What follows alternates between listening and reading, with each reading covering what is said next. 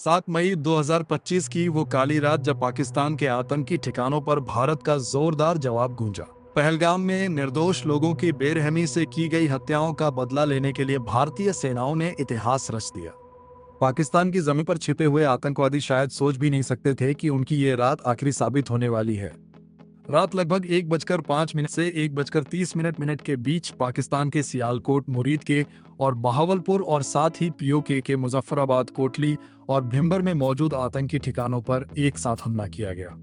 लश्कर तैयबा, जैश ए मोहम्मद और हिजबुल मुजाहिदीन के कुल 9 ठिकानों पर 24 मिसाइलें और कई बम गिराए गए। रात के सन्नाटे में चारों तरफ धुएं का गुबार फैल गया और कुछ ही मिनटों में आतंक के ये सभी अड्डे पूरी तरह तबाह हो गए। यह कार्यवाही भारत की तरफ से उन आतंकियों और उनके हैंडलर्स के खिलाफ थी जो पाकिस्तान में छिपकर भारत में मासूम लोगों को मारते रहे हैं। इस मिशन को ऑपरेशन सिंदूर नाम दिया गया। ये उन माओ और बहनों के दर्द का जवाब था जिनकी आंखों के सामने पहलगाम में उनके परिवार उजाड़ दिए गए थे। ऑपरेशन सिंदूर को आतंकवाद के खिलाफ भारत की अब तक की सबसे बड़ी मिलिट्री एक्शन माना जा रहा है। पहली बार भारत ने इंटरनेशनल बॉर्डर से करीब 100 किलोमीटर अंदर जाकर आतंकी ठिकानों को निशाना बनाया। इस ऑपरेशन में 100 से ज्यादा आतंकियों के मारे जाने की जानकारी सामने आई। इनमें जैश ए मोहम्मद के चीफ मसूद अजहर के परिवार के 10 लोग और उसके 4 करीबी एसोसिएट्स शामिल थे। यह हमला इतना जोरदार था कि सैकड़ों बेगुनाह लोगों की मौत का जिम्मेदार मसूद अजहर खुद टूट गया और ये कहते हुए सुना गया कि काश वह भी इस हमले में मारा गया होता। अब सवाल यह था कि भारत ने पाकिस्तान के अंदर इतना बड़ा ऑपरेशन कैसे किया, इसकी प्लानिंग कैसे हुई और इसके बाद हालात कैसे बदले। आतंकी ठिकाने तबाह होने के बाद पाकिस्तान ने घबराकर भारत के सिविलियन एरियाज और मिलिट्री साइट्स को नुकसान पहुंचाने की कोशिश की, लेकिन वो इसमें पूरी तरह नाकाम रहा। इसके जवाब में इंडियन आर्म्ड फोर्सेस ने पाकिस्तान के 11 एयरबेस पर कड़ी कार्रवाई की। इससे पाकिस्तान को भारी नुकसान हुआ और उसे पीछे हटने पर मजबूर होना पड़ा। साल 2024 में भी जम्मू कश्मीर के सोनमार्ग, गुलमर्ग और रियासी में हमले हुए थे, लेकिन पहलगाम का हमला इन सब से अलग था। इस बार आतंकियों ने इंसानियत की हर सीमा पार कर दी थी। धर्म के आधार पर की गई इन हत्याओं ने भारत की सहनशीलता की हद भी पार कर दी। वहीं दूसरी तरफ पाकिस्तान ने हमेशा की तरह वही पुराना खेल शुरू कर दिया। कभी उसने पहलगाम हमले में शामिल आतंकियों को फ्रीडम फाइटर्स बताया तो कभी भारत पर ही आरोप लगाने लगा। इस बार भारत सरकार ने पाकिस्तान से सिर्फ बयानबाजी करने के बजाय ठोस कदम उठाने का फैसला किया। सबसे पहले डिप्लोमेटिक लेवल पर ऐसे फैसले लिए गए जो पहले कभी नहीं किए गए थे। भारत ने इंडस वाटर ट्रीटी को सस्पेंड कर दिया। पाकिस्तान की करीब 80% सिंचाई योग्य जमीन इंडस रिवर और उसकी सहायक नदियों के पानी पर निर्भर है, जिसे वहां की लाइफ लाइन माना जाता है। भारत के पास अब यह अधिकार था कि वह इन नदियों के पानी को रोके या बिना किसी वार्निंग के एक साथ पानी छोड़े। इससे पाकिस्तान को कभी सूखे और कभी बाढ़ जैसी स्थिति का सामना करना पड़ सकता है। इसके अलावा अटारी चेक पोस्ट को बंद किया गया, SVES वीजा रद्द किए गए और पाकिस्तान के खिलाफ 4 और सख्त फैसले लिए गए। पाकिस्तान के सेलिब्रिटीज, क्रिकेटर, मीडिया हाउस और सरकार से जुड़े सोशल मीडिया अकाउंट्स को इंडिया में बैन कर दिया गया। OTT प्लेटफॉर्म से भी सभी पाकिस्तानी फिल्में, शोज और सॉन्ग्स हटाने का आदेश दिया गया। इस बार भारत साफ तौर पर पाकिस्तान के आतंकवाद पर हमेशा के लिए फुल स्टॉप लगाना चाहता था। इसलिए एक तरफ जहां पाकिस्तान को इंटरनेशनल लेवल पर आइसोलेट करने के लिए डिप्लोमेटिक स्टेप्स उठाए जा रहे थे, वहीं दूसरी तरफ आतंकियों के खिलाफ मिलिट्री ऑपरेशन की प्लानिंग को लेकर हाई लेवल मीटिंग्स लगातार चल रही। प्रधानमंत्री नरेंद्र मोदी पहले ही बिहार की एक जनसभा में साफ शब्दों में कह चुके थे कि इस हमले में शामिल आतंकियों और इसकी प्लानिंग करने वालों को उनकी कल्पना से भी कहीं बड़ी सजा दी जाएगी। 2016 में सर्जिकल स्ट्राइक और 2019 में बालाकोट एयर स्ट्राइक के बाद पाकिस्तान को अच्छी तरह समझ आ चुका था कि भारत जरूरत पड़ने पर सैन्य कार्यवाही करने से पीछे नहीं हटता। इसी डर की वजह से पहलगाम हमले के बाद पाकिस्तान को आशंका थी कि इस बार भी भारत जवाबी कार्यवाही करेगा। इसी बीच वो LOC पर लगातार फायरिंग करके माहौल बिगाड़ने की कोशिश करने लगा। उसका मकसद साफ था, तनाव बढ़ाकर विदेशी ताकतों का ध्यान खींचना ताकि न्यूक्लियर वॉर का डर दिखाकर भारत पर दबाव बनाया जा सके और उसे किसी कार्यवाही से रोका जा सके। लेकिन भारत ने इन चालों की परवाह नहीं की। पहलगाम हमले के बाद भारत पूरी गंभीरता से आतंकियों के खिलाफ एक बड़े ऑपरेशन की तैयारी में जुट चुका था। 19 अप्रैल को दिल्ली में एक हाई लेवल मीटिंग हुई। इस मीटिंग में प्रधानमंत्री नरेंद्र मोदी, रक्षा मंत्री Rajnath Singh, national security adviser Ajit Doval, chief of defence staff general Anil Chauhan और तीनों सेनाओं के प्रमुख मौजूद थे। इस बैठक में प्रधानमंत्री मोदी ने साफ कहा कि आतंकवाद को खत्म करने के लिए सेनाएं जो जरूरी समझे वह कदम उठाएं। उन्हें पूरी छूट दी गई। इसके बाद भारतीय सेनाओं ने फैसला किया कि पाकिस्तान और पाकिस्तान के कब्जे वाले जम्मू कश्मीर में मौजूद आतंकी ठिकानों पर एक बड़ी एयर स्ट्राइक की जाएगी। मकसद साफ था, उन ठिकानों को खत्म करना जहां बैठकर भारत पर हमलों की साजिश रची जाती थी और जहां आतंकियों को ट्रेनिंग दी जाती थी। इस काम में खुफिया एजेंसियां भी पूरी ताकत से जुट गई। रॉ और NATRO ने पाकिस्तान और POK में मौजूद आतंकी ठिकानों की रियल टाइम जानकारी जुटानी शुरू कर दी। हर एजेंसी, हर अफसर अपना सबसे अच्छा देने में लगा हुआ था। सभी के मन में एक ही बात, पहलगाम हमले के दोषियों और उनके अड्डों को खत्म करना। ऑपरेशन से जुड़ी कोई भी जानकारी बाहर ना जाए, इसके लिए पूरी गोपनीयता बढ़ती जा रही थी। बहुत कम समय में रॉ और NATRO ने कुल 21 आतंकी ठिकानों की पूरी जानकारी इकट्ठा कर ली और ये इनपुट्स प्लानिंग टीम को दे दिए गए। इन 21 में से 9 सबसे अहम और खतरनाक ठिकानों को चुना गया। यही वो जगह थी जहां से पुलवामा, 26/11 और पहलगाम जैसे बड़े हमलों की साजिश रची गई थी। इन 9 ठिकानों पर लगातार नजर रखी जाने लगी। उन्हें पूरी तरह सर्वेलेंस में रखा गया। NSA अजीत डोभाल ने इन 9 टारगेट्स को फाइनल किया और 5 मई तक पूरे ऑपरेशन का ब्लूप्रिंट तैयार कर लिया। इसके बाद उन्होंने प्रधानमंत्री मोदी से मिलकर ऑपरेशन की मंजूरी मांगी। प्रधानमंत्री मोदी ने बिना देर किए इन 9 आतंकी ठिकानों पर कार्रवाई की मंजूरी दे दी। 6 और 7 मई की दरमियानी रात रफाल, सुखोई MKI और मिराज फाइटर जेट्स मिसाइल्स और बॉम्ब से लैस होकर इंडियन बॉर्डर के अंदर ही अपने अपने टारगेट से सेफ डिस्टेंस पर पोजीशन ले चुके थे। रात का अंधेरा फैल हुआ था, चारों तरफ कंप्लीट साइलेंस थी। POK और पाकिस्तान में बैठे आतंकवादी जो कुछ दिन पहले इंडिया के मासूम लोगों की जान ले चुके थे, बेखबर होकर सो रहे थे। उन्हें बिल्कुल भी अंदाजा नहीं था कि यह रात उनके लिए आखिरी साबित होने वाली है। रात के 1 बजे के बाद जब चारों तरफ पूरी तरह सन्नाटा था, उसी वक्त भारत की तरफ से पहला हमला शुरू हुआ। सबसे पहले POK की राजधानी मुजफ्फराबाद में मौजूद लश्कर-ए-तैयबा के सवाई नाला ट्रेनिंग कैंप को निशाना बनाया गया। यही वो जगह थी जहां ट्रेनिंग लेकर आए आतंकियों ने 2024 में सोनमर्ग और गुलमर्ग में और 22 अप्रैल 2025 को पहलगाम में भारत के निर्दोष लोगों की जान ली थी। जैसे ही सर्वेलेंस ड्रोन से ग्रीन सिग्नल मिला, इंडियन फाइटर जेट्स ने मिसाइल्स और बॉम्ब्स दागने शुरू कर दिए। कुछ ही सेकंड में सवाई नाला कैंप की इमारतें आग के गोले में बदल गईं। चारों तरफ तेज धमाकों की आवाज गूंज उठी और आसमान काले धुएं से भर गया। कई आतंकवादी वहीं मारे गए और जो बचने की कोशिश कर रहे थे वे गिरती इमारतों के मलबे में दब गए। इसके बाद अगला टारगेट POK के मुजफ्फराबाद में ही LOC से करीब 15 किलोमीटर दूर मौजूद जैश-ए-मोहम्मद का सैयदना बिलाल कैंप था। यह जैश का रहने का और ट्रेनिंग एरिया था, जहां नए रिक्रूट्स को हथियार चलाना, एक्सप्लोसिव्स बनाना और फिदाइन अटैक्स की ट्रेनिंग दी जाती थी। तीसरा टारगेट LOC से करीब 30 की दूर POK के कोटली इलाके में मौजूद लश्कर-ए-तैयबा का गुलपुर कैंप था। इन दोनों कैंप्स पर भी हमला कर दिया गया। इसी कैंप से ट्रेनिंग लेकर आए आतंकियों ने अप्रैल 2023 और जून 2024 में पूंछ में तीर्थ यात्रियों से भरी बसों पर हमला किया था।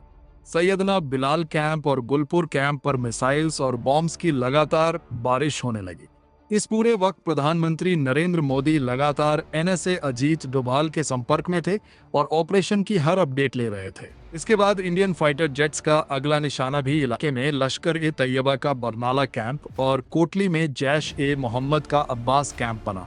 बरनाला कैंप में लश्कर अपने आतंकियों को हथियार चलाने, फेक IDs बनाने और जंगल में सरवाइव करने की ट्रेनिंग देता था। वही अब्बास कैंप, जिसकी कैपेसिटी करीब 15 टेररिस्ट की थी, वह जैश-ए-मोहम्मद फिदाइन तैयार करता था।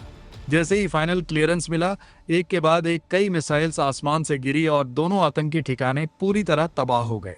उसी दौरान Indian fighter jets Indian air space में रहते हुए पाकिस्तान के अंदर भी जैश-ए-मोहम्मद, लश्कर-ए-तैयबा और हिजबुल मुजाहिदीन के कई ठिकानों को निशाना बना रहे थे। ऑपरेशन पूरी प्लानिंग, स्पीड और एक्यूरेसी के साथ अपने अगले फेज की ओर बढ़ चुका था। पाकिस्तान के अंदर भारत का पहला टारगेट सियालकोट में मौजूद जैश-ए-मोहम्मद का सरजाल कैंप था। इसी कैंप में मार्च 2025 में जम्मू कश्मीर में 4 इंडियन सोल्जर्स की हत्या में शामिल आतंकियों को तैयार किया गया था। इसी इलाके में हिजबुल मुजाहिदीन का महमूना जोया कैंप भी मौजूद था, जहां पठानकोट एयरबेस अटैक की प्लानिंग की गई थी। इंडियन एयर स्पेस में रहते हुए फाइटर जेट्स ने सियालकोट के इन दोनों टेरर कैंप्स पर मिसाइल्स और बॉम्ब्स दागे। हथियार अपने तय किए गए टारगेट्स पर जाकर इतने जोर से फटे कि कुछ ही पलों में दोनों कैंप्स मलबे में बदल गए। इसके बाद इंडियन फाइटर जेट्स ने बॉर्डर से करीब 18 से 25 किमी दूर मुरीदके में मौजूद लश्कर ए तैयबा के सबसे बड़े अड्डे मरकजी तैयबा कैंप को निशाना बनाया। ये वही जगह थी जहां 1990 से आतंक की जड़ें मजबूत की जा रही थी। यहीं 2008 के मुंबई अटैक के लिए अजमल कसाब और उसके साथियों को ट्रेनिंग दी गई थी। डेविड हेडली और तहावुर राणा जैसे कॉन्स्पिरेटर्स को भी यहीं तैयार किया गया था। जब इस कैंप के एग्जैक्ट कोऑर्डिनेट्स सामने आए तो ऑपरेशन से जुड़े जवानों के अंदर सालों से जमा गुस्सा और दर्द और ज्यादा तेज हो गया। ये सिर्फ एक टारगेट नहीं था, बल्कि उन लोगों का ठिकाना था जिन्होंने पूरे देश को दहला दिया था।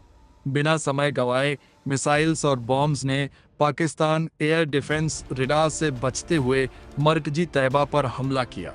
जोरदार धमाकों से जमीन कांप उठी, आसमान गूंज गया और कुछ ही पलों में आतंक का यह किला पूरी तरह ढह गया। इन हमलों के साथ भारत पाकिस्तान में चल रहे 8 बड़े आतंकी ठिकानों को खत्म कर चुका था, लेकिन अभी एक सबसे बड़ा और खतरनाक अड्डा बाकी था। ये जैश ए मोहम्मद का मेन स्ट्रॉन्ग होल्ड था, जो बॉर्डर से करीब 100 किलोमीटर दूर पाकिस्तान के पंजाब प्रांत के बहावलपुर में मौजूद था। इस कैंप का नाम था मरकज सुभान अल्लाह, जो जैश ए मोहम्मद का हेडक्वार्टर था। यही वो जगह थी जहां जैश का चीफ मौलाना मसूद अजहर पैदा हुआ था और यहीं से उसने अपने टेरर ऑर्गेनाइजेशन की नींव रखी थी। इसी ठिकाने से 2001 parliament attack, Jammu Kashmir assembly attack, 2016 Pathankot airbase attack और 2019 पुलवामा अटैक की प्लानिंग की गई थी। इन हमलों में मारे गए लोगों को सच्ची श्रद्धांजलि देने के लिए इंडिया ने इस टेरर हब पर ब्रह्मोस मिसाइल दागी। कुछ ही मिनटों में जैश के हेडक्वार्टर की इमारतें पूरी तरह तबाह हुई। इस हमले में मसूद अजहर के कई रिश्तेदार और जैश के टॉप कमांडर्स मारे गए। रात करीब 1:05 पर शुरू हुआ। यह ऑपरेशन सिर्फ 25 मिनट में खत्म हो गया। इस दौरान आतंक के कुल 9 बड़े ठिकाने पूरी तरह नष्ट कर दिए गए और 100 से ज्यादा आतंकवादी मारे गए। इस ऑपरेशन में मसूद अजहर का भाई और इंडियन एयरलाइंस IC 814 हाईजैकिंग का मास्टरमाइंड अब्दुल रऊफ अजहर भी मारा गया। इसके अलावा उसके 2 साले और जैश के सीनियर कमांडर्स मोहम्मद यूसुफ अजहर और हाफिज मोहम्मद जमील भी इस हमले में ढेर हो गए। इसके अलावा लश्कर ए तैयबा के 2 बड़े कमांडर खालिद और मुदस्सर खादियान खास भी मारे गए। भारत के ऑपरेशन सिंदूर का असर इतना गहरा था कि मसूद अजहर पूरी तरह टूट गया। इस हमले में उसके 10 रिश्तेदार और 4 करीबी लोग मारे गए। हालात ऐसे हो गए कि उसने यह तक कह दिया कि काश वह भी उनके साथ मारा गया होता। इस पूरे घटनाक्रम में एक खास बात यह रही कि भारत के ऑपरेशन से करीब 3 घंटे पहले पाकिस्तानी वायुसेना ने सोशल मीडिया प्लेटफॉर्म X पर भारत का मजाक उड़ाते हुए एक पोस्ट डाली थी।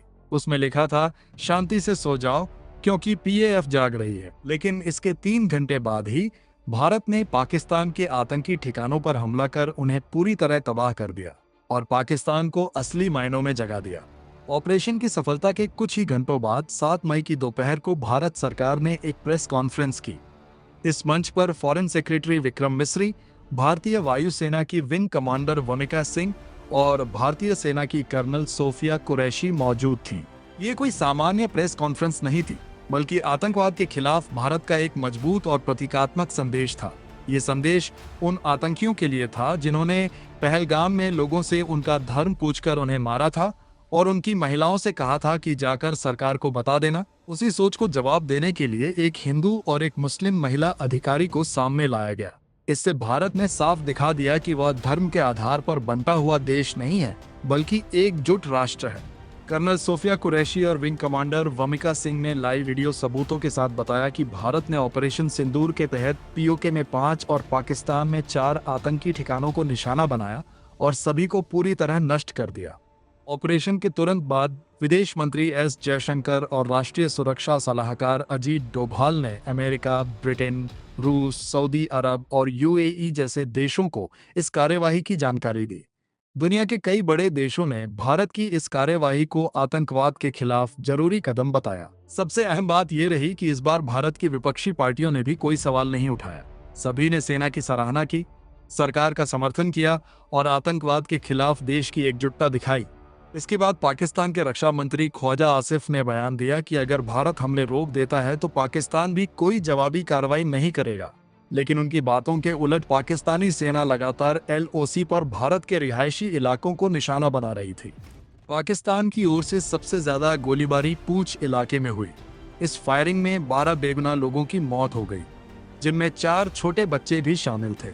इसी हमले में भारतीय सेना के लांस नायक दिनेश कुमार भी शहीद हो गए। इतना ही नहीं, पाकिस्तान यही नहीं रुका, उसने भारत के खिलाफ एक बड़े सैन्य हमले की भी कोशिश की। 7 और 8 मई की रात के बीच पाकिस्तान ने जम्मू कश्मीर, पंजाब और गुजरात के करीब 15 शहरों में स्थित भारतीय सैन्य ठिकानों, आम नागरिक इलाकों और धार्मिक स्थलों को ड्रोन और मिसाइलों से निशाना बनाने का प्रयास किया।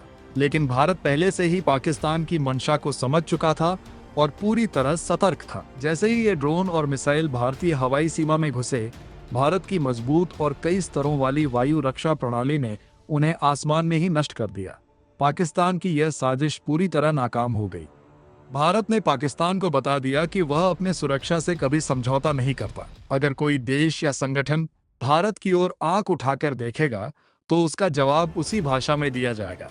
ऑपरेशन सिंदूर ने साबित कर दिया कि भारत अब आतंकवाद के खिलाफ कोई समझौता नहीं करेगा। यह सिर्फ एक सैन्य कार्रवाई नहीं थी, बल्कि उन माँ बहनों के आंसुओं का बदला था जिन्होंने अपने परिवार खो दिए। देश की एकता और सेना की ताकत ने एक बार फिर दिखा दिया कि भारत अटल है, अविभाज्य है और आतंक के खिलाफ जीत हासिल करेगा। जय हिंद।